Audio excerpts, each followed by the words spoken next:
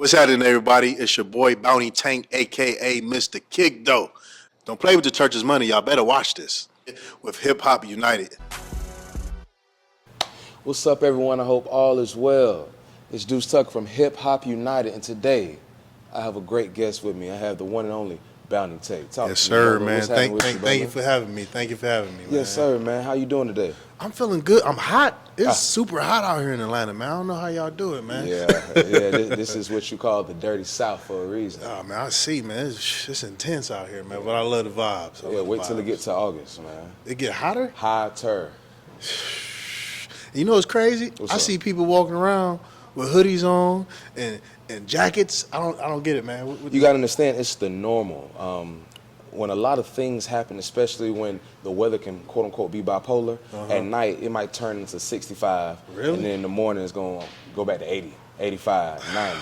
I just thought y'all was very hydrated down here. Yeah, I wish we were, but you know, that's another story for another day, man. That's another story for another day. I know that you have been excelling for quite a long time, man. And I just want to give you your flowers and just tell you, man, that I've been seeing your show, and I think it's very funny. I've been seeing how you interact with young people, people who are not necessarily aware of who you are, but who are aware of you. So talk to me, man, where did that type of personality come from? I've always been just a goofy person, man. I'm goofy. I'm a personable person because I'm a normal person. This job doesn't change who I am internally, you know. Just Absolutely. At the core, I'm me, and I'm a personable person. I like people. I like to laugh. Laughing's good for the soul, and I can relate to individuals. So, man, it's just been embedded in me. I don't know where it came from. Maybe my parents, or it's just God given. Absolutely, I definitely understand that perspective. I know a lot of times when people who are an only child, you know, they usually have this vibrant, joyful personality. So how was that, you know, with your childhood? Talk to me a little bit more about that, how you grew up, you know, with your mom. How were you able to navigate the different circumstances that you had to go through? Okay. I grew up, you know, only child, just me and my mom. My mom was a nurse. She did what she needed to do to keep me out of trouble and keep a roof over my head and keep me clothed. I mean, I never was really in the streets. I played sports my entire life. That kept me focused. That kept me tunnel vision. And I met great coaches that are family now that I consider my brother that bring me under their wing. And that sports kept me out of nonsense, man. So thank God for sports, man. So I didn't really have no crazy childhood, man. I mean, you know, it was pretty decent, man. I can't lie. And I have to applaud you about that because I'm, of course, assuming that you know many people who have not necessarily went down the path in which they were supposed to go, or could have did something else with their talents but decided to not capitalize on them. You know, so what allows you to continue to be motivated every single day of your life in regards of your craft and the things that you love to do, personally and professionally? I would have to say fear, man. One of the things that scare me is being in a situation in a time where I'm looking back and I didn't capitalize on my talents, what God gave me, and wishing I would have did this, wishing I would have did that, and I didn't because I was afraid. That scares me because I see and I know people that are older and they live with regret and they're depressed because they didn't take advantage or just leap out there, take a leap of faith and follow their passion or just take chances, take risks. A lot of people don't do that. They get infatuated with mediocrity. They're scared to step out of their comfort zone. So that scares the hell out of me.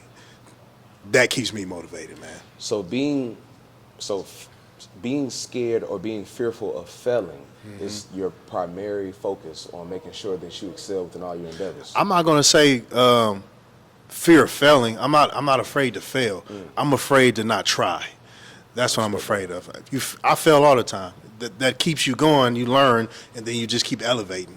Failing is a part of success. You gotta fail. Absolutely. But not trying, that's some whole nother mess, man. Right. I don't want to be that type of guy that I didn't try to do it. So no. I definitely understand it. Now, speaking of chances, to be honest, I have a few family members in your hometown, Cleveland, Ohio. I arrested them? Yes. No, I'm just messing with you. But I just know that they inform me all of the time that it's not necessarily an abundance of opportunity and a great mass of entertainment when it comes into that city. Now, tell me, how was that being in that city, and how were you able to cultivate your craft, especially being from, Cleveland, Ohio?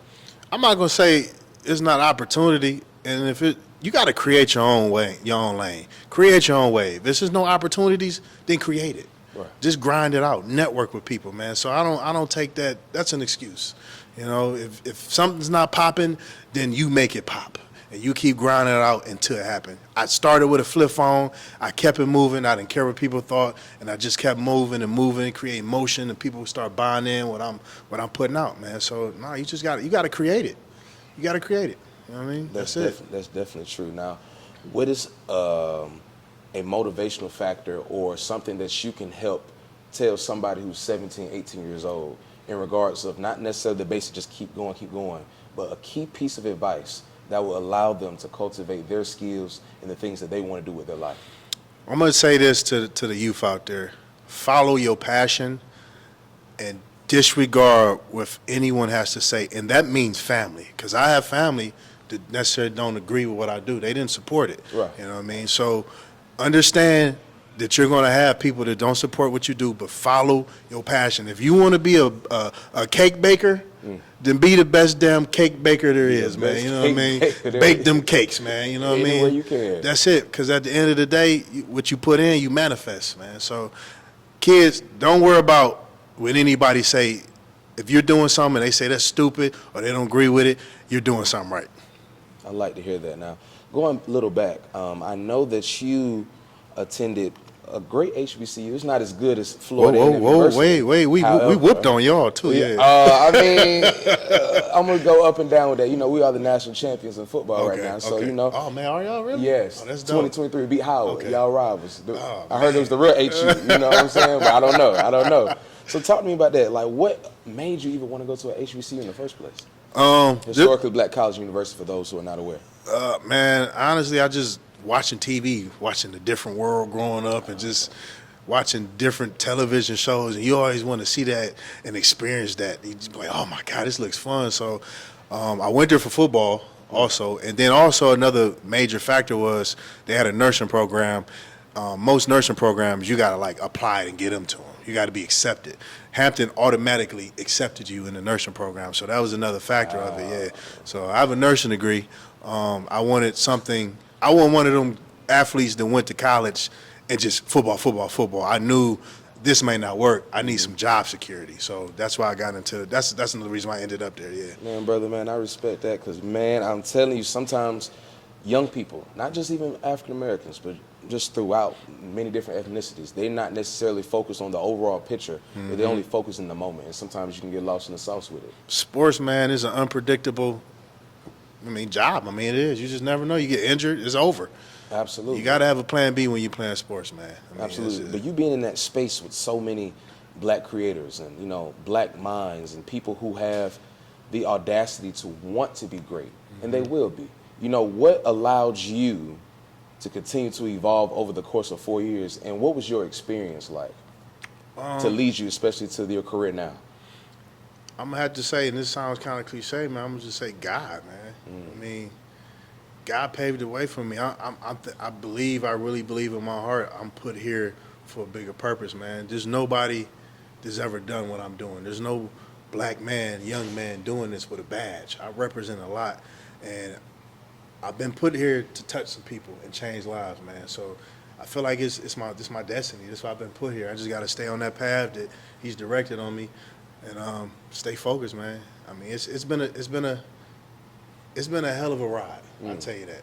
I deal with this job. I deal with so much, man. So much negativity.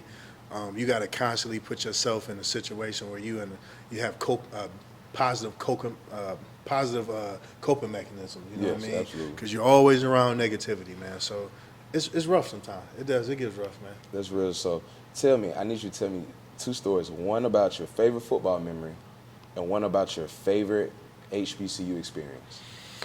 Because you were there for 4 years. I know you got at least have one, man. You're not going to go to HBCU. You taking me back. That was like 10 years ago. Hey, man.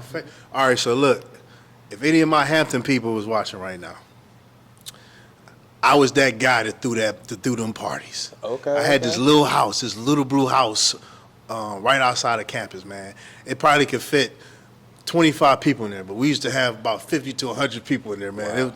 There was some of my fun moments, man. We would have some of the new recruits coming in, and they would come party. They knew to bring them to my house, man. Okay. You know what I mean? So, it was a good time, man. That was one of my most memorable moments. And also in nursing school, they would show the history of nursing. And my old teacher, her name was Miss Langford. I never forget her. She used to put me on there because I was the first person to ever do this as a football player and still start. So I would be included in the history of nursing, man. So that was a big, memorable moment for me. I never forgot that, man.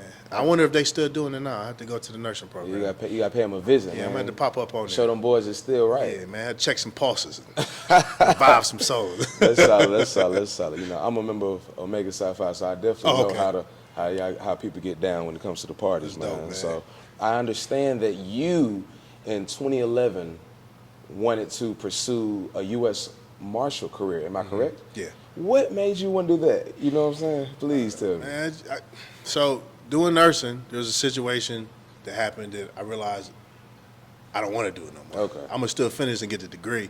So at that point, I wanted to do something that I could still be athletic. Okay. I could move around. I could still use my physical abilities and still, and my mental abilities, still be effective in life. I wanted to be outside. I don't want to work in a building all day. You know what I mean? So I looked it up, and it was a hiring freeze. And I kept researching, and bounty hunting just popped up, man. And I got into it, and it just became my niche. I was just good at it, man. So I was supposed to be here. Yeah. I definitely respect that. Now, bounty hunting can be a rewarding task, but can also be dangerous. Oh, yeah. So what allows you to ensure, even though you can't promise yourself, that you can give yourself the best opportunity and chance to make it home safely every single night? My gut,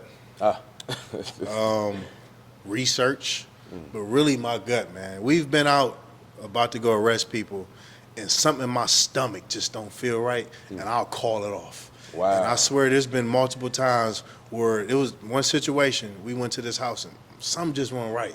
My spirit went right. I was like, man, I don't know. I just called it off. Found out it was a stash house, and there was people in there waiting with guns, ready to shoot. Wow. So I just listened. My intuition, man, when I still got it. When that's gone, I'm getting out the business. Okay. Yeah. I definitely understand that, brother. Because you don't want to go in there with no open mind. You need to go in there with precise and focus. And you gotta have street smarts. You gotta Yes. know how to move on the streets. You gotta know how to talk to people. I mean, it's a skill. You do gotta have that. Yeah. Absolutely. So I believe no profession or career can go well without a team. Right. So how did you go about picking your team when it comes to your management, when it comes to your task force and the people who are just around you when you're doing these difficult tasks? Man, I started doing it by myself for a very long time, Absolutely. and it became very dangerous. I I met my guy Tony, it's like my brother, and he brought me into the bonds. We start hunting together a lot, and he owns a company, so he had other agents. So I started putting stuff out on YouTube, and people would reach out to come hunt, and I was like, I can't keep doing this by myself. So I just started I gave specific people a chance to come hunt, D-Mac, and then D-Mac brings somebody else, Floyd, you know what I mean? So it was just kind of like a gradual thing of just allowing people to come in my space and seeing how they act and just learn from me, you know what I mean? So, yeah. How does it make you feel when you're filming or when you're about to, experience one of your bounty hunting missions and you see a young man or you see a young woman, you see somebody who knows who you are? It makes me feel safe. They know who I am, so this is good, man. Yeah.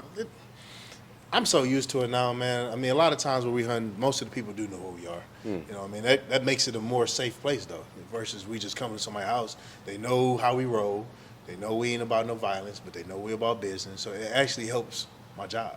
Absolutely. Yeah. So I understand that you have two passions. You might have many more, but the passions that are highlighted, especially within media and within this world, are music, bounty hunting. Now tell me, what allows you and what wanted to make you be able to partner these two careers together and allow them to both flourish?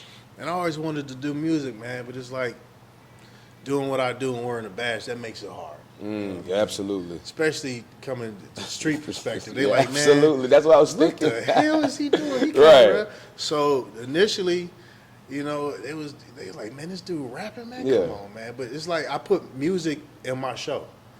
Why pay somebody and get them paid when I could just create my own music, put it on my own show, and tell my own stories? You know what I mean? So I just got to the point where I just said, fuck it. You know what I mean? Either they gonna roll with it or they not, and that's just how I did it, man. I mean, it's crazy, bro. Yeah, It's crazy. smart, intelligent tactics when it comes to that, marketing. And that's exactly what I was thinking. I was like, how's this brother gonna wear a badge and then expect somebody to respect his rap career? Man, I was like, that is insane. You know what though? I don't worry about everybody else. I worry about the people that rock with me. Absolutely. Everybody's not gonna like it. That's very true. Everybody's not gonna rock with me because I wear a badge, and that's cool. I'm making music for me, the show, and for people who like it, and that's my fan base, and that's who I'm rolling with. Yeah. I definitely agree with that. Now, speaking about your fan base and your music, what goes into the ideal of the certain songs that you want to create and the type of message that you want to give? I mean, I like to base it around the show, like just multiple aspects. I like to base it around the show. Previous albums, I talk about what's going on in my life, like real unfiltered what's going on in my life. So I use life experiences and work experiences, and then life experiences, you like to kick it sometimes to have fun too. It's Absolutely. just everything I experienced in my life as a whole. You know what I mean? Definitely. So I know you have a new single, All Bad. Tell me what made you inspired, to put that project out. Well, like I said before, man, You want to have fun as well. I want to have a little fun, man. Uh-huh. Yeah, I want to have a little fun. But I'm gonna get back in my lane.